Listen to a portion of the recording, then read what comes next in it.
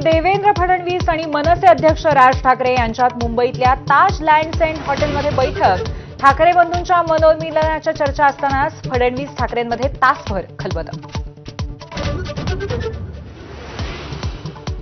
वाटाघाटीसाठी वातावरण निर्मिती केली का? राज फडणवीस भेटीवरती रोहित पवारांचा सवाल, तर भेट वैयक्तिक असल्याने राजकीय महत्त्व नको, अंबादास दानवेंची प्रतिक्रिया.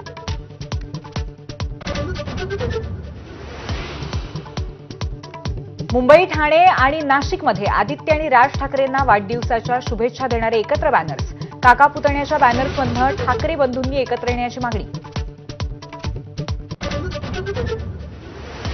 आगामी महापालिका निवडणुका दिवाळीनंतरच होण्याची शक्यता. प्रभाग रचनेच्या 60 टप्प्यांच्या प्रक्रियेला 2.5 ते 3 महिने लागणार.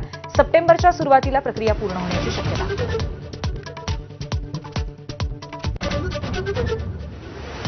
विधानसभेनंतर आता मुंबई महापालिका निवडणुकीसाठी राष्ट्रीय स्वयंसेवक संघ मैदानात. विविध कार्यक्रमांमधून हिंदू मतदारांना साथ घालणार, सर्व्हे सुद्धा करणार.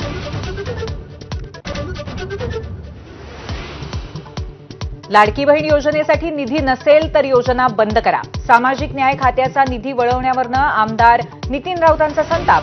सामाजिक न्यायमंत्र्यांना ठोस भूमिका घेण्याचं आवाहन.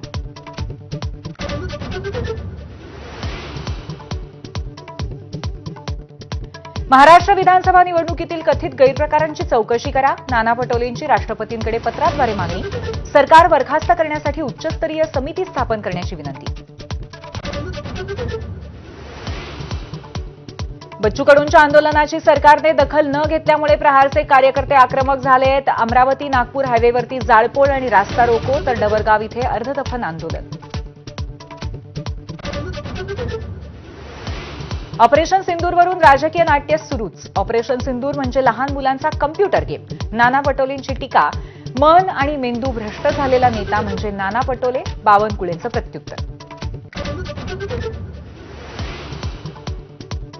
अल्पसंख्याक संस्थेत 11वी प्रवेशासाठीचा सामाजिक आरक्षण कोट्याचा कलम काढा.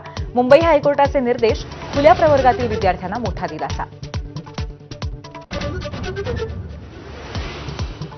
संभाजीनगरामध्ये लग्नातल्या किरकोळ वादातून 10 ते 15 जणांच्या टोळक्याकडनं तरुणाला मारहाण करणारे वाळू माफिया असल्याची माहिती.